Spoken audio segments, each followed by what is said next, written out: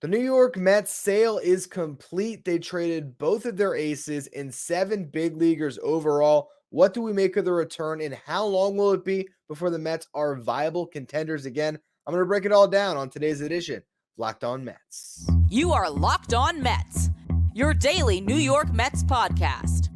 Part of the Locked On Podcast Network, your team every day.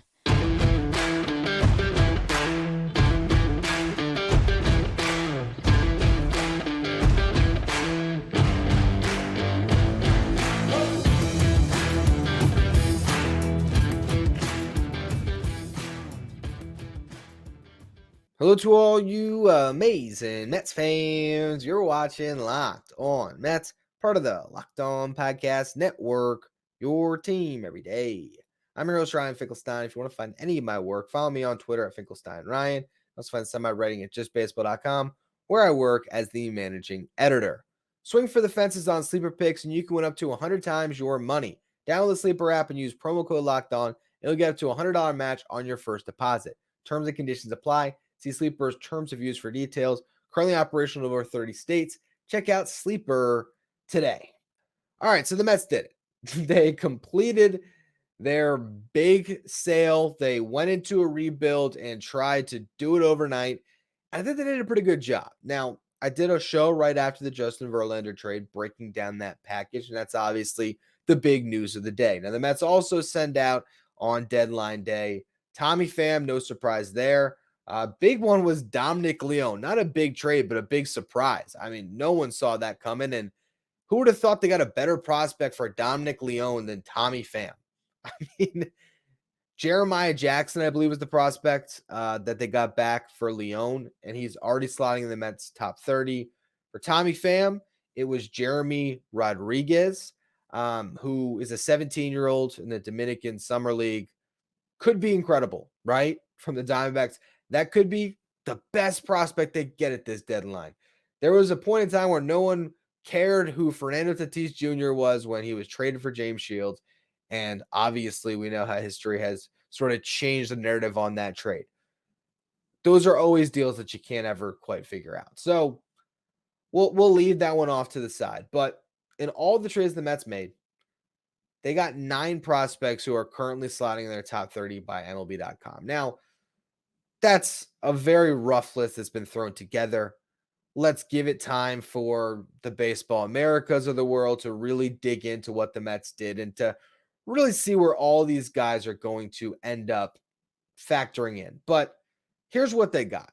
For Eduardo Escobar and Mark Canha, they got 2 pitching prospects that are going to slot into AA, AAA over the next couple of years, guys that could be depth starters. And if everything works out, maybe back-end starters. And if you get cost-controlled back-end starters for rentals, huge win. We'll see what happens with those guys. Justin Jarvis, Coleman Crow. If one of them ends up popping, huge win for the Mets. Even if one of them ends up giving you a sustained run in your rotation, like a season, that becomes a win.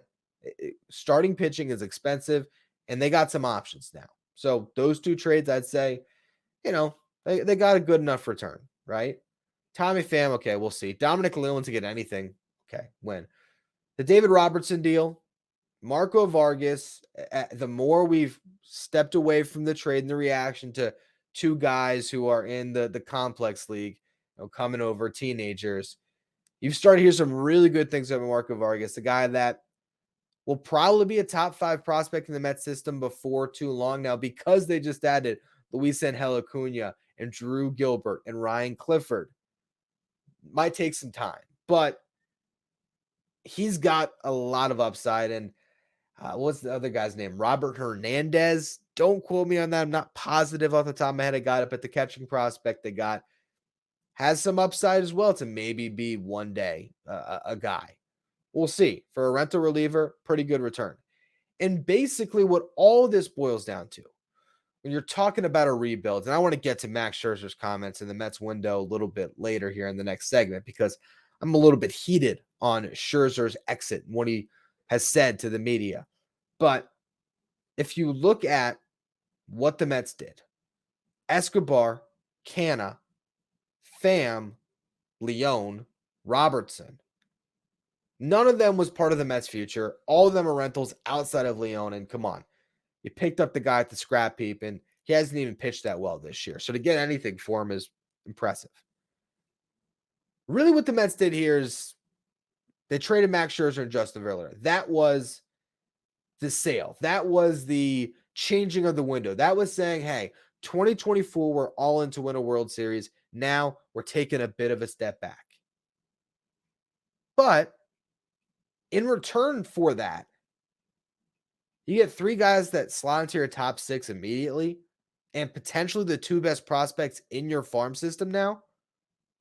And as soon as next year, you could be looking at a world where Acuna and Gilbert are both starting for your big league team with full control, which is more valuable than the last year of Scherzer when he hasn't even pitched well this year and age 41 and 42 on Justin Verlander. We'll see how it works out. We'll see when the Mets can contend again. But if you identify where you're at and what this season has been, and the fact that it was a seller's market that you should try to take advantage of, I think the Mets executed this deadline as good as you can with what their directive was. Now, you could say, hey, they still had a chance this year. If they had David Robertson, they wouldn't have lost on a balk tonight. If they had Scherzer and Verlander, they could have made it into a wild card this year. Have you seen the Atlanta Braves? In what world are the Mets beating the Braves in a playoff series this year?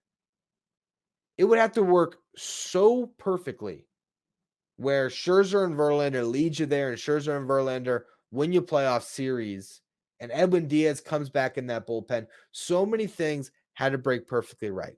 Then when you look at 2024, again, you're in this scenario where you're running back the same team a year older, the same veteran team a year older.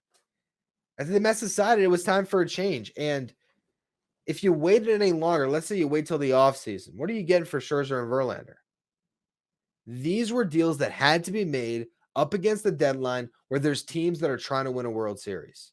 And you look at the Astros, you look at the Rangers, two teams in the same division, teams who have World Series aspirations.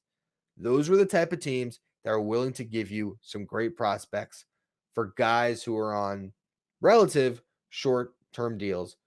Each of them ends up giving those teams a couple of years and a couple of runs. And at a discount because of Steve Cohen. But if money doesn't matter, the Mets took the best advantage of the situation that was in front of them. And I don't think this means that 2024 is suddenly out the window like some are believing. And a lot of it comes from Max Scherzer's comments. I want to get to those in a minute because to me, it's a guy that's got some sour grapes about the fact that he was just moved where he was really intending to stay. And I think he is taking an approach that I can't necessarily get behind with how he's made private conversations public. So we'll get to that in a minute. Before we do, today's episode is brought to you by Sleeper. Want the chance to win more money with less picks? Head to Sleeper, where you can win up to 100 times your money on just 2 or more fantasy baseball picks. Sleeper is now offering up to 100-time payout for up to 8 pick contests where you can choose as many as 8 players that you like and pick more or less on your favorite baseball stats like home runs, strikeouts, hits, and more. Get your picks right and you can win big. So, hey, maybe you're like, Carlos Carrasco is going to give up a lot of runs today. You think that's going to happen? Hey, you could combine that with Pete Alonso hitting a home run. You can go both ways. You buy and sell on the Mets a little bit if you're playing Sleeper. There's also built-in group chat functionality. So if a bunch of your friends are talking about the slate of games, you guys can copy your group's picks with a tap of a button and play together. Entries can be made in 30 seconds or less. It's that easy. They're safe and fast withdrawals. Use the promo code Locked On. You'll get up to a $100 match on your first deposit. Terms and conditions apply. See Sleeper's terms of use for details. Currently operational in over 30 states. Check out Sleeper today. The New York Mets are playing the Kansas City Royals 8:10 Eastern Time tonight. Catch every pitch of the Mets' hometown broadcast with SiriusXM on the SXM app. Just search Mets.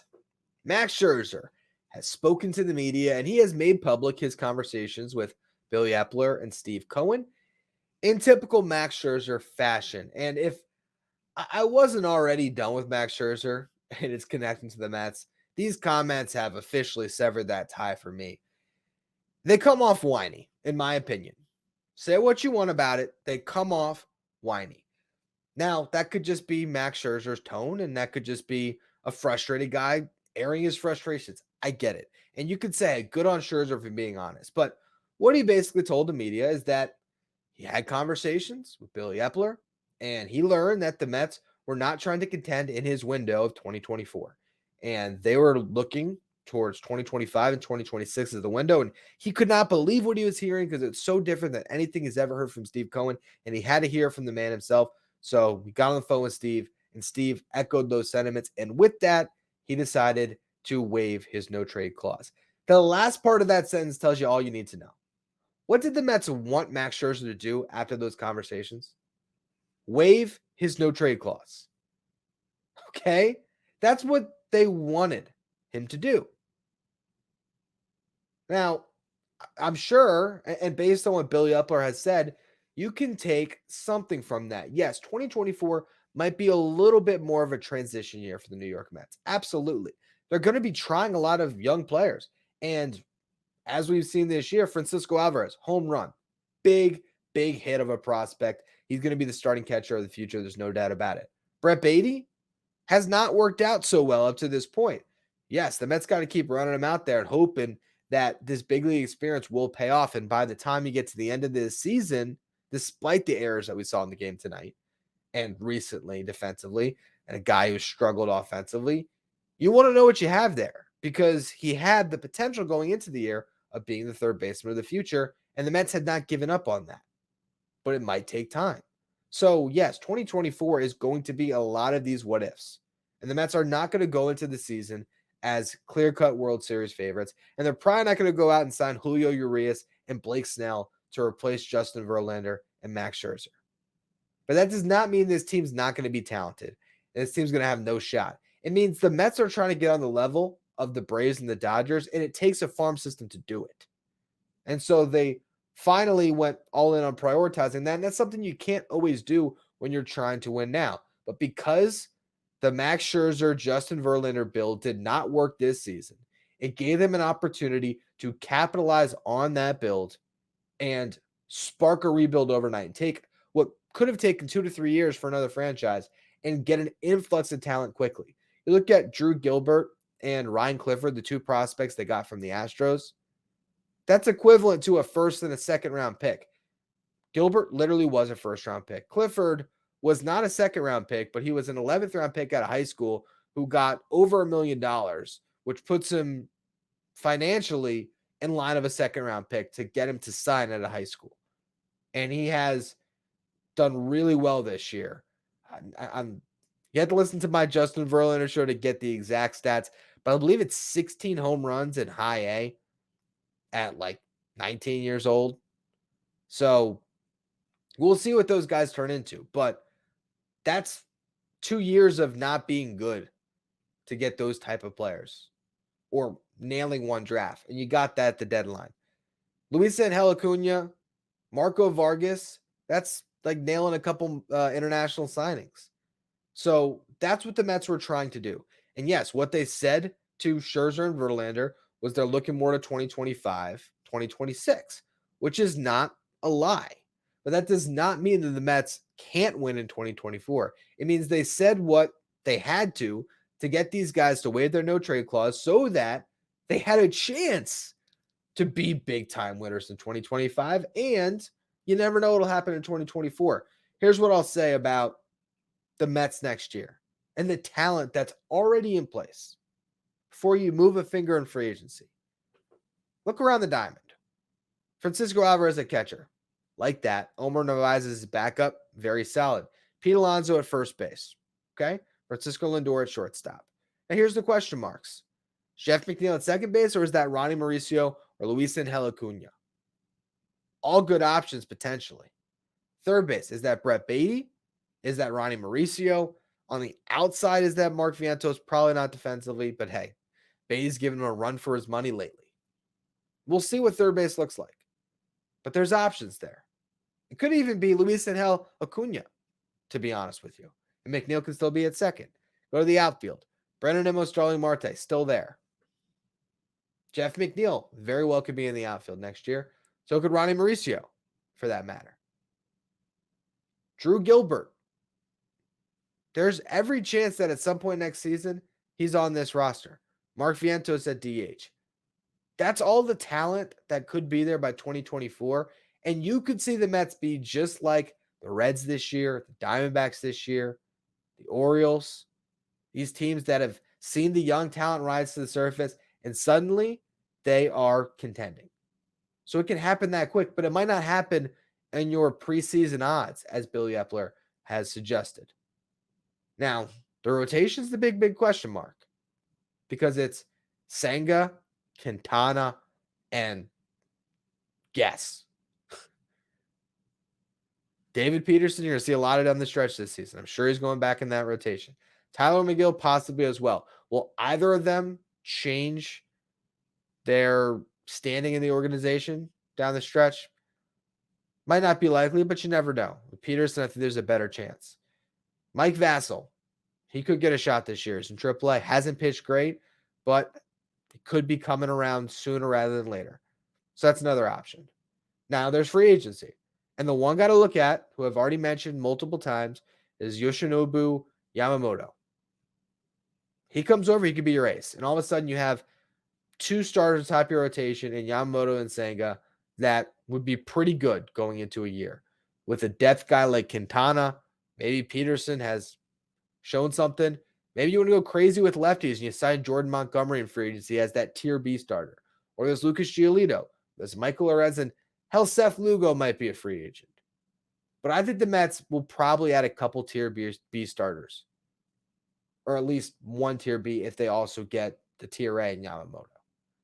So let's reserve judgment to see what the Mets do in free agency, because they could not be the big winners, the big spenders, and just do enough around the margins where if this young core position players ends up being awesome, the Mets could be right back in the mix. And guess what? They're in the mix at next year's deadline, and they got Senga and Yamamoto atop their rotation. They want a third guy.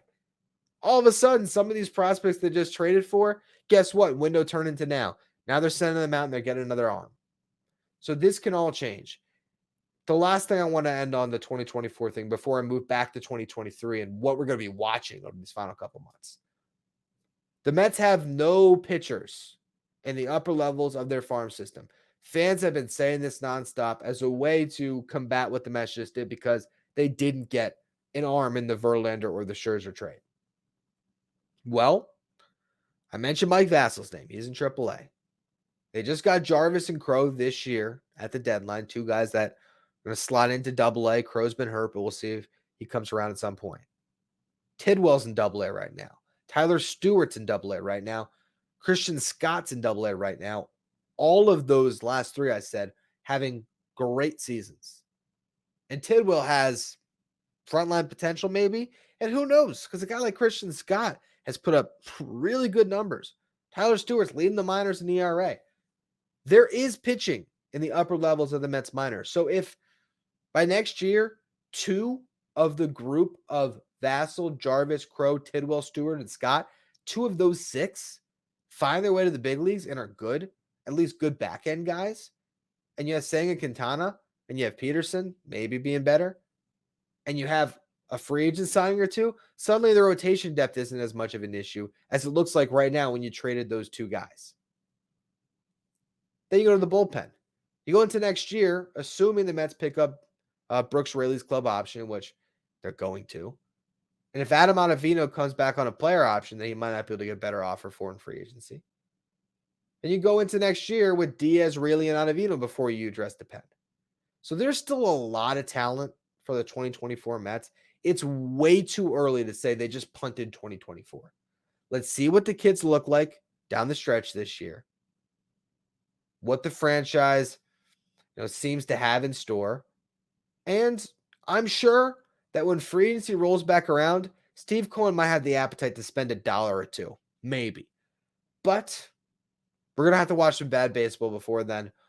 What is in store for this season? What happened tonight? I'll get to all that in just a minute. First, though, another word from our sponsors. The New York Mets play the Kansas City Royals again, 8:10 Eastern Time tonight. Catch every pitch in the Mets hometown broadcast with SiriusXM on the SXM app. Just search Mets. Well, through about 6 innings today, there was probably a lot of teams that were kicking themselves for not putting whatever offer it was that the Mets were asking to get Jose Quintana, because he looked great. He kept his pitch count down. I really like the fact that they kept Quintana at this deadline. They weren't going to get a haul for him. I like that this wasn't a fire sale in that sense. And Billy Epler, you can mince his words and make him look like a bold-faced liar. But when he says it's not a fire sale, he is right in this sense. If it was a fire sale, they would have traded Brooks Raley and Omar Narvaez for a couple more lottery tickets like they traded Tommy Pham for. Tommy Pham, to keep him, to take potential at-bats away from younger players in a year where the Mets aren't going anywhere, would have been foolish. So, hey, you find the lottery ticket you like the most and you take it. And you move Pham to a nice situation in Arizona. Do him a solid, honestly, because that's a good team that he can go be a part of and a fun place to hit. So they make that move, but they didn't make every move possible. They didn't trade Adam Ottavino. They didn't trade Raley. They didn't trade Quintana.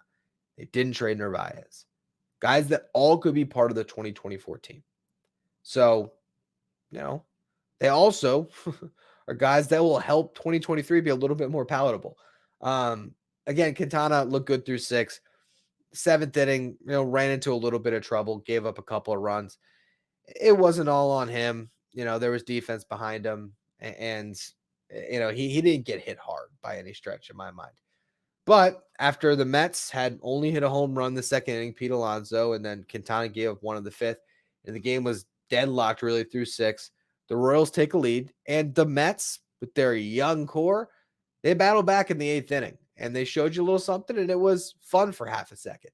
Danny Mendick lined out to start the inning. Jeff McNeil got a hit. Francisco Alvarez got a hit. Francisco Lindor hit by a pitch. Pete Alonso a blue pit. Brett Beatty drew a walk to tie the game, and then Mark Vientos got a sacrifice fly. Mets have a lead. Bottom of the 8th, Adam Ottavino comes on. Lead goes away. Isn't it funny how that works out?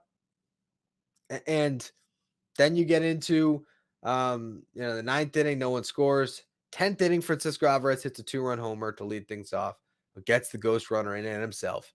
The Mets had a lead. They handed the ball to Brooks Raley to close it out. And it was just a comedy in that last inning. I don't want to relive it. If you want to watch it to feel pain, do it. But it all culminates in multiple pitching changes. You see Hartwig, then Josh Walker comes on to try to extend it to the 11th. He doesn't throw a pitch. They have a pitch comm issue, and there is a balk to end the game, which was the perfect close to one of the weirdest days in Mets history. But moving forward, what does this look like for the Mets? Well, you're going to see Mark Vientos, Brett Beatty, and Francisco Alvarez like fans have been clamoring for all year, but it's no longer in the purpose of trying to win. It's about seeing what you got there. Ronnie Mauricio is not up yet, and they're saying it's not coming in the next couple of days. There's some stuff that I'll talk about at a later date. I got to get a little more information on it, but I think there is some type of incentive the Mets would have to hold him back for a couple more weeks as far as keeping him eligible as a rookie next year. If he wins the rookie of the year next year, there's some compensation the Mets can get. There's some other things. I'll give you more details when I've read up on it more, but at some point this year, you're going to see Ronnie Mauricio as well. So that's another thing to watch out for. And again, you might see some of these arms come up. The rotation right now for the Mets. Kodai Senga is going to pitch against Cole Ragans tomorrow. So excited to see a Senga start in a big ballpark. Should have a good day, especially against a bad baseball team. Thursday, TBD.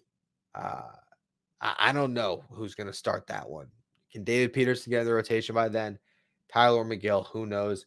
And then everything is TBD. We don't know what that rotation is going to be. But eventually, I believe they're just going to go back to Peterson and McGill right now. It's boring. It's probably bad baseball. It is what it is. That's where you're at. You don't have anything else you can go to. When Vassell has a good stretch in AAA, I believe they'll call on him, but they're not going to just rush him here just because they can. They don't want to crush the kid's confidence. So for now, that's what it's going to be. And you know what? Maybe the Mets can hit themselves into some wins and make this season a little bit fun. And they're going to play spoiler, and they're probably going to lose some games. And you know what? The Mets have incentive to lose, because if their pick is in the top 6, they get to keep it for being an exorbitant luxury tax team. If it's outside of the top 6, I think it drops like 10 slots. So that's another game the Mets could be playing a little bit. But if they were really playing that game, they probably would have traded Rayleigh and Ottavino too, got whatever they could back, and just guarantee that they're going to suck this year. Although it's kind of trending that direction anyway. I think that the last couple months, if you change your expectations as a fan, they can be a lot of fun. If you change that mindset and realize that, hey, you're watching the future of the Mets day in, day out. You're watching Francisco Alvarez. You're watching Brett Beatty. You're watching Mark Vientos. You're getting to see Pete Alonso hit home runs a lot, because he's still doing that. And you're still seeing Francisco Lindor and Brandon Nimmo playing well on big contracts. And these guys are going to be part of your team moving forward. And everyone can play a little bit freer, because all of the pressure has just gone away. Now, there's also the dog days now, where you don't have anything to play for, so maybe that makes you play worse as well.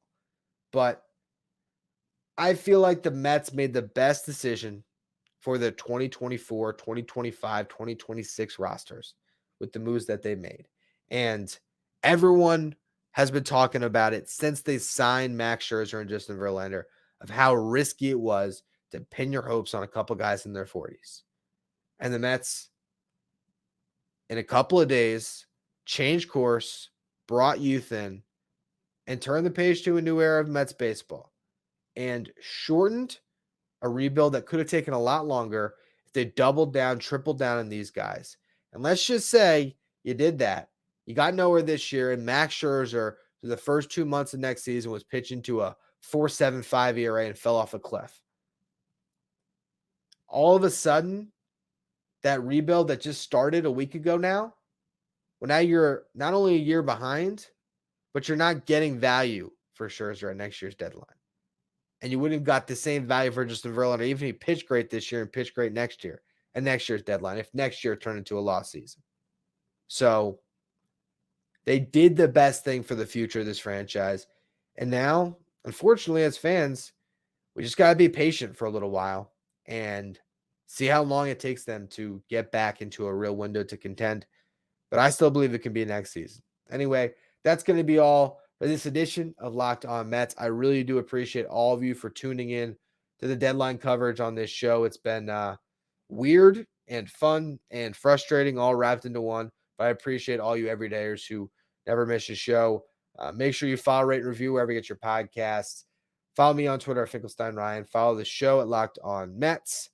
Thank you for making Locked On Mets your first listen every day. If you want to catch every pitch of the Mets Home Time broadcast, you can do so. SiriusXM on the SXM app. Just search Mets.